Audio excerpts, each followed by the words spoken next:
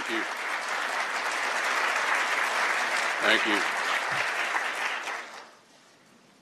Are we on? Can y'all hear me back there in the back? Can you hear me now? Can you hear me now? All right. I told him I have to walk around. My wife has always said if you tied my hands down to my side, I would be a complete mute. So I'm not great at podiums. I do know how to read a speech, but I thought today we'd just have a chat. So I've been here about 3 months now. We've been working alongside one another, and so I thought it'd be worthwhile to just share a few of my perspectives with you on where I think we are and some things that are coming that I know are of interest to you. But before I do that, I would be remiss if I did not thank all of those who have stepped into acting roles during these past 3 months to help me, and starting with Acting Deputy Secretary Tom Shannon, who's just been stellar.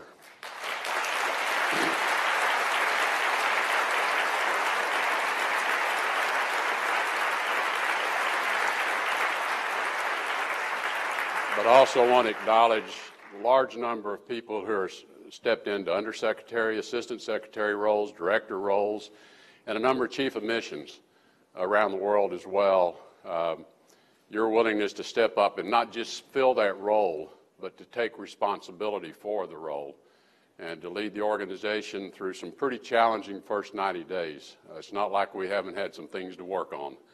And so I want to express my appreciation to all of you for helping me and helping my team as we came on board. And I've just been really gratified at the work that everyone's undertaken in that regard.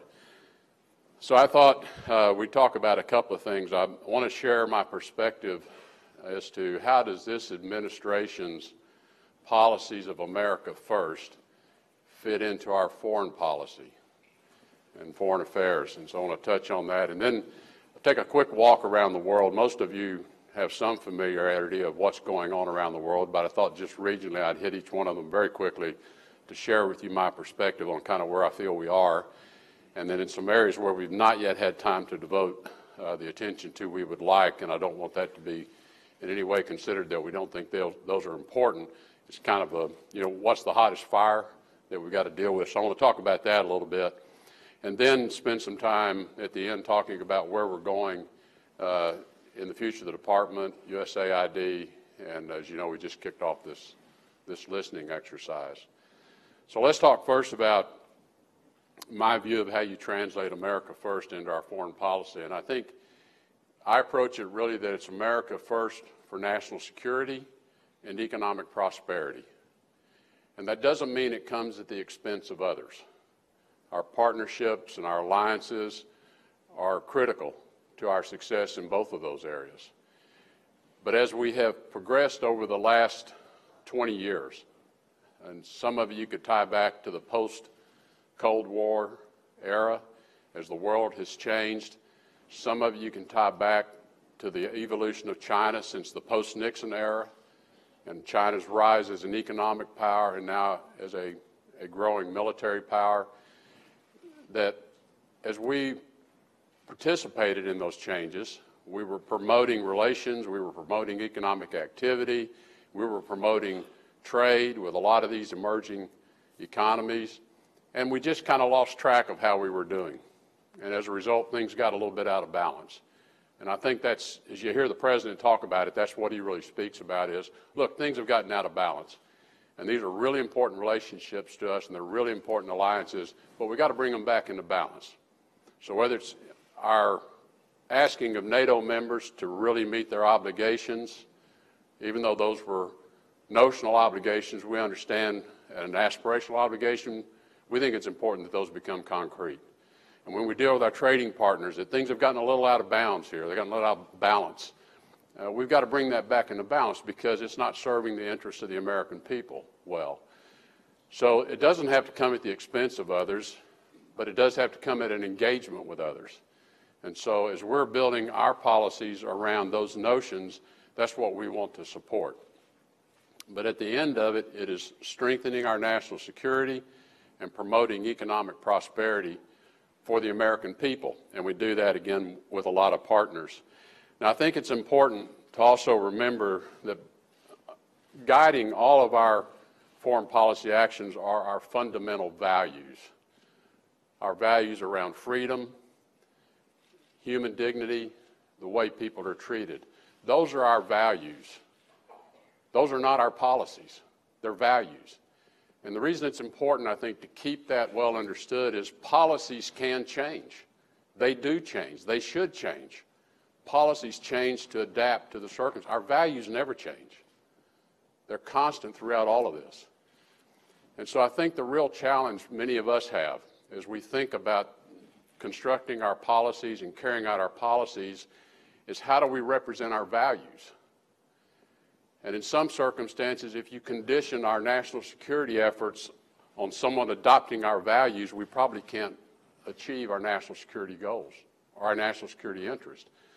If we condition too heavily that others must adopt this value that we've come to over a long history of our own, it really creates obstacles to our ability to advance our national security interest, our economic interest. It doesn't mean that we leave those values on the sidelines. It doesn't mean that we don't advocate for and aspire to freedom, human dignity, and the treatment of people the world over. We do. And we will always have that on our shoulder everywhere we go. But I think it's really important that all of us understand the difference between policy and values. And in some circumstances, we should and do condition our policy engagements on people adopting certain actions as to how they treat people. They should. We should demand that. But that doesn't mean that's the case in every situation. And so we really have to understand in each country or each region of the world that we're dealing with, what are our national security interests? What are our economic prosperity interests? And then as we can advocate and advance our values, we should. But the policies can do this, the values never change. And so I would ask you to just, to the extent you could think about that a little bit, I think it's useful. Because I know this is probably, for me, it's one of the most difficult areas as I've thought about how to formulate policy to advance all of these things simultaneously is a real challenge. And I hear from government leaders all over the world, you know, you just can't demand that of us. We can't move that quickly. We can't adapt that quickly, okay? So it's how do we advance our national security economic interest? On this hand, our values are constant over here. So I give you that as kind of an overarching view of how I think about the President's approach of America first. We must secure the nation. We must protect our people. We must protect our borders. We must protect our ability to be that voice of our values now and forevermore. And we can only do that with economic prosperity. So it's foreign policy projected with a strong ability to enforce the protection of our freedoms with a strong military. And all of you that have been at this a long time understand the value of speaking with a posture of strength, not a threatening posture, but a posture of strength. People know we can back it up. So with that in mind, let me just quickly walk around the world and give you my assessment of where we are in some of the early stages of policy that's underway and some that's yet to be developed. So as all of you clearly understand, when we came into the State Department, the administration came in, was sworn in, immediately confronted with a serious situation in North Korea. Now, the prior administration, as all of you know, President Obama told President Trump this was going to be your greatest threat that you're going to have to manage. And he was right. So it was, it's right on the doorstep. And so it got immediate attention. It was the first policy area that we began to develop in terms of what is our overarching strategic approach and how do we want to execute against that. In evaluating that, what was important to us and to me to understand was first, where are our allies? And so engaging with our allies and ensuring that our allies, and we see the situation the same, our allies in South Korea, our allies in Japan. And then secondly, it was to engage with the other regional powers as to how do they see it. And so it was useful and helpful to have the Chinese And now the Russians articulate clearly that their policy is unchanged. Their policy is a denuclearized Korean peninsula. And of course, we did our part many years ago. We took all the nuclear weapons out of South Korea. So now we have a shared objective, and that's very useful, from which you then build out your policy approaches and your strategies. So, you know, many people are saying, well, gee, this is just the same thing we've tried over and over. We're going to put pressure on the regime in Pyongyang. They're not going to do anything, and then in the end, we'll all cave. Well, the difference, I think, in our approach this time is we're going to test this assumption. And when folks came in to review the situation with me, the assumption was that China has limited influence on the regime in Pyongyang, or they have a limited willingness to assert their influence. And so I told the President, we've got to test that. And we're going to test it by leaning hard into them. And this is a good place to start our engagement with China. And so that's what we've been doing, is leaning hard into China to test their willingness to use their influence, their engagement with the regime in North Korea. All of it backed up by very strong resolve on our part to have a denuclearized peninsula, with a commitment to our security alliances on the peninsula and in the region, to our important allies, Japan and South Korea. So it's a pressure campaign that has a knob on it. I'd say we're at about dial setting 5 or 6 right now, with strong call of countries all over the world to fully implement the UN Security Council resolutions regarding sanctions, because no one has ever fully implemented those. So we're going to lean into people to fully implement them. We've told them we're watching what you're doing. When we see you not implementing, we see companies or we see individuals that are violating these sanctions, we're going to contact you. We're going to ask you to take care of it. If you can't take care of it, or you simply don't want to take care of it for your own internal political reasons, we will. We'll sanction them through third country sanctions. So we are being very open and transparent about our intentions, and we're asking our partners around the world to please take actions on your own. We want you to control how that happens. We're not trying to control it for you, but we have an expectation of what you will do. So we're putting that pressure on. We are preparing additional sanctions if it turns out North Korea's actions warrant additional sanctions. We're hopeful that the regime in North Korea will think about this and come to a conclusion that there's another way to the future. We know they aspire to nuclear weapons because it's the regime's belief it's the only way they can secure their future. We've been clear to them, this is not about regime change. This is not about regime collapse. This is not about an accelerated reunification of the peninsula. This is not about us looking for an excuse to come north of the 38th parallel. So we're trying to be very, very clear and resolute in our message to them that your future security and economic prosperity can only be achieved through your following your commitments to denuclearize.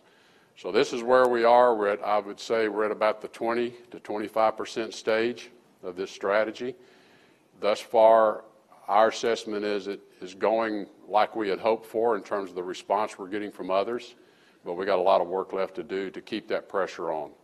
And so that's what the folks that are in the bureaus and out in the missions are doing to help us right now, is to continue this steady, resolute message and continue to talk out here to the North Koreans, but not here yet, about what our intentions are and what we want. We are ready and prepared to engage in talks when conditions are right.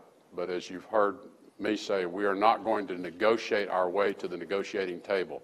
That is what Pyongyang has done for the last 20 years, is cause us to have to negotiate to get them to sit down. We'll sit down when they're ready to sit down under the right terms. So that's North Korea. And then if I pivoted over to China, because it really took us directly to our China foreign policy, you know, we really had to assess China's situation, as I said, from the Nixon era up to where we find things today. And we saw a bit of an inflection point with the Beijing Olympics. Those were enormously successful for China. They kind of put China on the map, and China really began to feel its oats about that time. And rightfully, they have achieved a lot. They moved 500 million Chinese people out of poverty into middle-class status. They still got 1 billion more that need to move. So China has its own challenges. And we want to work with them and be mindful of what they're dealing with in the context of our relationship. And our relationship has to be one of understanding that we have security interests throughout Northeast Asia and security interests throughout the Pacific, and we need to work with them on how those are addressed. So that gets to the island building in the South China Sea, the militarization of those islands, and obviously we have huge trading issues to talk with them about. So we are using the entree of the visit in Mar-a-Lago, which was heavy on some issues with North Korea, but also heavy on a broader range of issues. And what we've asked the Chinese to do is we want to take a fresh look at where's this relationship going to be 50 years from now, because I think we have an opportunity to define that. And so I know there have been a lot of dialogue areas that have been underway for the last several years with China. We have asked China to narrow the dialogue areas and elevate the participants to the decision-making level. So we outlined 4 major dialogue areas with China, and we've asked them to bring people who report directly to the decision maker, which is President Xi. So for the first time, we are seeking, and so far appears we will get, people at the Politburo level and at much higher levels of the government within China to participate in these dialogues so we can reframe what we want the relationship to be and begin to deal with some of the problems and issues that have just been sitting out there kind of stuck in neutral for a while. So it's a much narrower. As we make progress, those things will result in working groups where we can get after solving these things. So we're going to have the first meeting of the Diplomatic and Security Dialogue, which is chaired by myself and Secretary Mattis with our counterparts here in Washington in June. And we've put it up as kind of top priority. The second one is Economic and Trade, which is chaired by Treasury Secretary Mnuchin and Commerce Secretary Ross, and it's well underway also. So that's kind of the new approach we're taking with China is elevate. Let's kind of revisit this relationship and what is it going to be over the next half century. I think it's a tremendous opportunity we have to define that, and there seems to be a great interest on the part of the Chinese leadership to do that as well. They feel we're at a point of inflection also. So that's China. Obviously, throughout Asia, we've got a lot of work to do with ASEAN nations in re-solidifying our leadership with ASEAN on a number of security issues, but also trade issues in the South China Sea, strengthen relations with Australia and New Zealand, really important partners with us in a number of counterterrorism fronts. And so throughout the region, those engagements are underway, and the President has committed to make the trip to Vietnam and to the Philippines for those meetings this fall, and I think that's going to be very important that he is going, and we'll be going in advance, obviously, to prepare for all of that. So if we walk around to the next hot spot that we worked on pretty quickly was the Middle East, around the campaign to defeat ISIS and the instability that that's created in, obviously, Syria, Iraq, the issues in Afghanistan. And as those of you who work that region well know, you can just kind of draw the concentric circles out all the way into North Africa, parts of Africa, all of the Middle East, parts of Central Asia. And this is really a de-ISIS and a counterterrorism effort is what it really boils down to. And so how do we develop policies and bring regional players together to address these threats of ISIS and counterterrorism? And we hosted, I think, what was a very successful coalition to defeat ISIS ministerial here at the State Department. I think there's a real renewed sense of energy and commitment to win this war against ISIS. We are defeating ISIS in their caliphate in Syria and Iraq, but we know that ISIS exists more broadly than that. And so as we said in that coalition effort, we've got to move beyond the battlefield. We've got to move into the cyberspace. We've got to move into the social communication space and get inside of the messaging that allows them to recruit people around the world to their terrorism efforts. So there's a big effort underway with players in the region, most notably the Kingdom of Saudi Arabia, and working with other partners to get inside of this conversation that's going on within the Muslim community around what this is doing to the way the Muslim faith is understood by others in the world. And I would say it's a very open conversation we're having, and a renewed commitment on the part of leaders in the Muslim world to want to take this on. So we're going to be leveraging on that as well. So as you're seeing this play out in the Middle East, still a lot of hard work to do to get coalition partners together around ceasefires and peace processes in Syria. How do we advance our interest in Afghanistan to a legitimate peace process is what we're pursuing in Afghanistan. And then keeping this terrorism network confined as it wants to spread itself through North Africa and Central Africa. So a lot of work ahead of us, and many of you are directly engaged in it already. Many more of you are going to become engaged in it, I think you can expect. The next kind of area of priority is our re-engagement with Russia. Obviously, they are part of the engagement in Syria, but we have other issues with Russia, as you all well know, in Europe and the situation in Ukraine.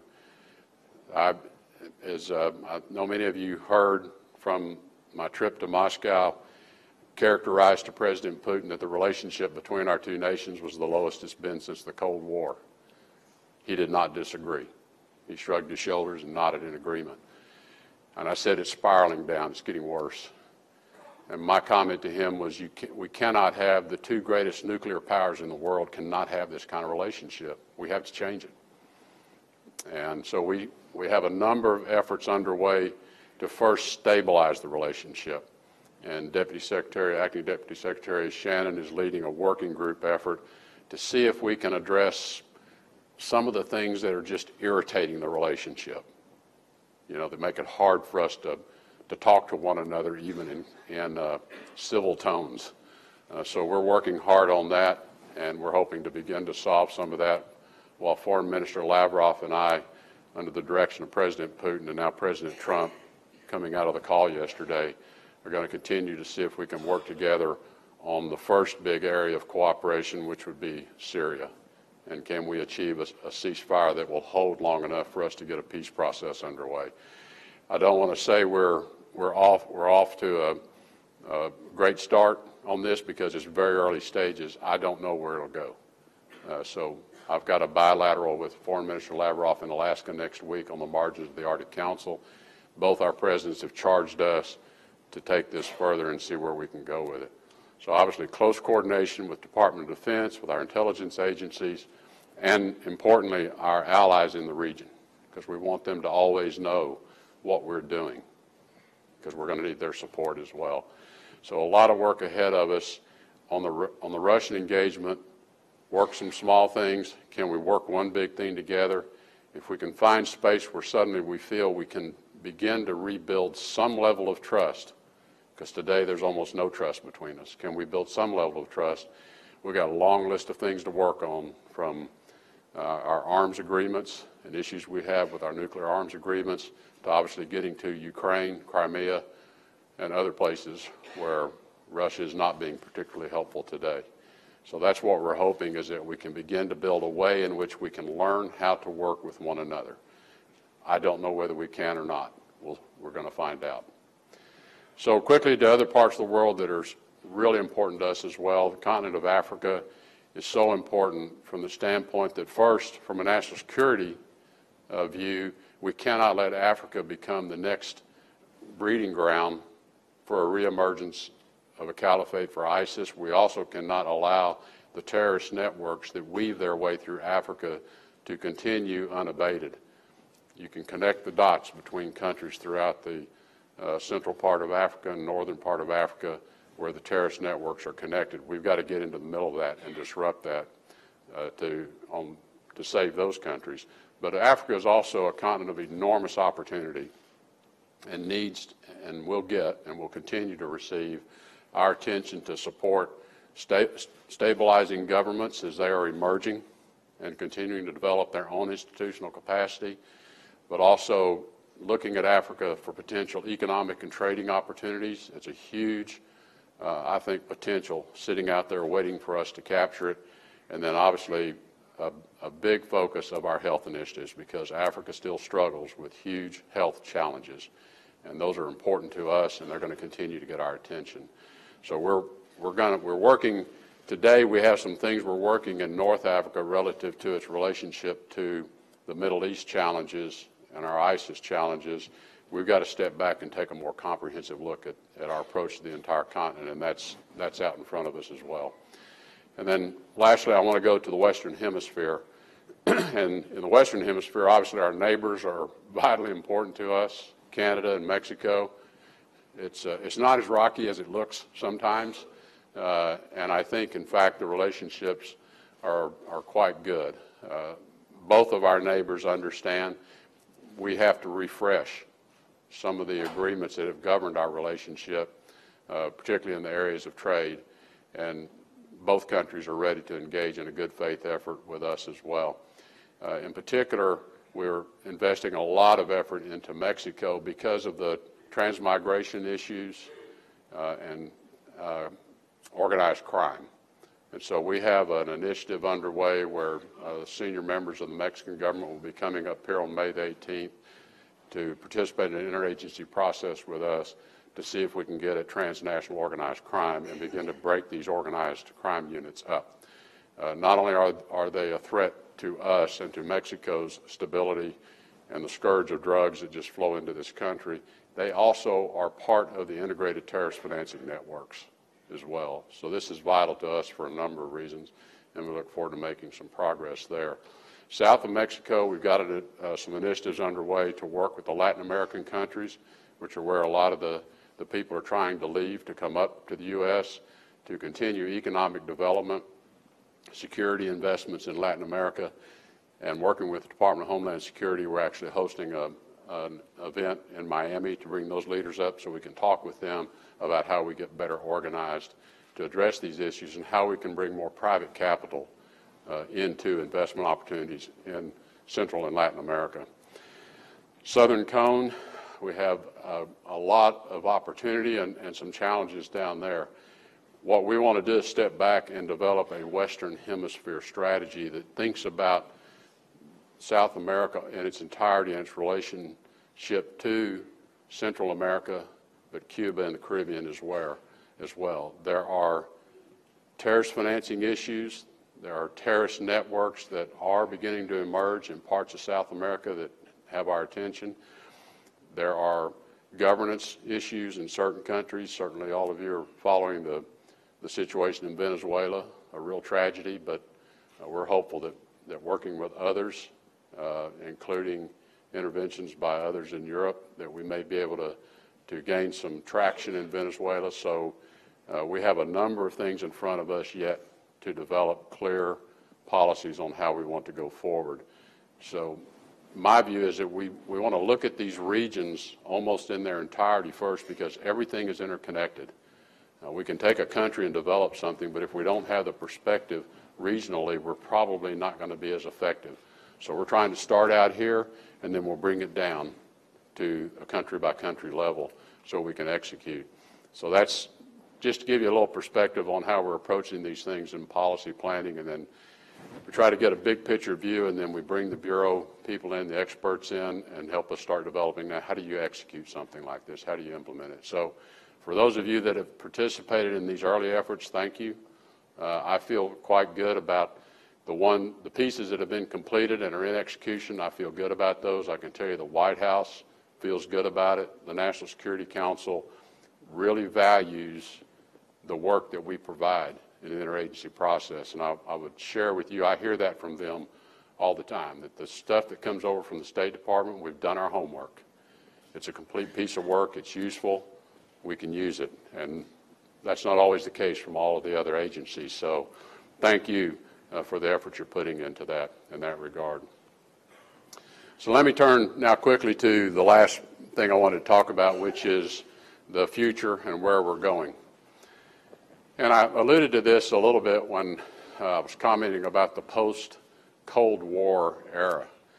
And, you know, during the Cold War, and I've had this conversation with some of you in this room before in our interactions, you know, in many respects, the Cold War was a lot easier. Things were pretty clear. The Soviet Union had a lot of things contained. And I had a conversation with Secretary General Guterres at the UN, he described it as during the Cold War we froze history. History just stopped in its tracks because so many of the dynamics that existed for centuries were contained. They were contained, with heavy authoritarianism. And when the Cold War ended and the Soviet Union broke up, we took all of that off and history regained its march. And the world got a whole lot more complicated. And I think that's what we see. It has become much more complicated in terms of old conflicts have renewed themselves because they're not contained now. So that's the world as it is, and that's the world we have to engage with. And so I'm saying this as a preface to, as we get into thinking about how we should deliver on mission, is to be thinking about how the way we have been delivering was in many ways shaped and is residual of the Cold War era. And in many respects, we've not yet transitioned ourselves to this new reality either. And I don't say that just about the State Department. I say that about institutions globally. In fact, I had this same conversation with Secretary Guterres about the United Nations, that there are many institutions, and you can see when we have our conversations with NATO, another example, but there are many institutions around the world that were created during a different era. And so they were set up to deal with certain conditions, and their processes and their organizations were set up. And as things have changed, we've not really fully adapted those. It's not that we've not recognized, but we've not fully adapted how we deliver on mission. So one of the things as we get into this opportunity to look at how we get our work done is to think about the world as it is today. And to leave behind, we do it this way because we've been doing it this way for the last 30 years or 40 years or 50 years, because all of that was created in a different environment. And so I guess what I'm inviting all of you to do is to approach this effort that we're going to undertake with no constraints to your thinking, with none. One of the great honors for me serving in this Department of State, and all of you know, the Department of State, first cabinet created and chartered under the Constitution. Secretary of State, first cabinet position chartered and created under the Constitution. So we are part of a living history. And we're going to get to carve our little piece of it, our increment, in that clock of time. We're going to carve our piece into that history. And I think the question is how we will do that and how effectively we will do that. And history is moving around us, as we just spoke. And how do we adapt to that? And so I want to ask all of you to be very free in your thinking. So the process going forward, as you know, we've just kicked off this listening exercise, and I really encourage all of you to please go online and participate in the survey online. This is vital to how we understand where we want to go, and I think we have about 300 individuals that we've selected to sit down face-to-face and do some interviews so we have a more fulsome understanding. We want to collect all of this input and your thoughts and ideas, both here and at USAID, and that is going to guide how we approach both our organizational structure, but more importantly, our work process design. How do we actually deliver on mission? That's the real key. How do you deliver on mission? And really the way I've found these things to be the most successful is I understand how to deliver on mission first, I understand how the work processes work, and then I'll put the boxes around it to make all that work. Most people like to start with the boxes and then try to design it. I do it the other way around. How do we get the work done? We'll then put the organization structure in place to support that. So we need a lot of creative thinking. We need to hear from you. This is going to inform how this turns out. I want to emphasize to you we have no preconceived notions on the outcome. I didn't come with a solution in a box when I showed up. I came with a commitment to look at it and see if we can improve it. And I know change like this is really stressful for a lot of people. There's nothing easy about it. And I don't want to diminish in any way the challenges I know this presents for individuals. It presents to families. It presents to organizations. I'm very well aware of all of that. All I can offer you on the other side of that equation is an opportunity to shape the future way in which we will deliver on mission. And I can almost promise you, because I have never been through one of these exercises where it wasn't true, that I can promise you that when this is all done, you're going to have a much more satisfying, fulfilling career, because you're going to feel better about what you're doing because of the impact of what you're doing.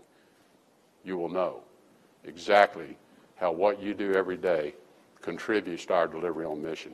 And that is when I find people are most satisfied with their professional careers. And you're going to have clear line of sight about what do you want for yourself in the future. So it's a big undertaking. This is a big department between this and USAID, and we're including all of our missions, all of our embassies, all of our consular offices, because we all are part of how we deliver on mission. So we want to look at it in its entirety as to how we do that. So I appreciate your participating openly in this listening exercise, but importantly, I want to condition you to be ready to participate in the next phase, because that's when it'll become more challenging. But we're all on this boat, on this voyage.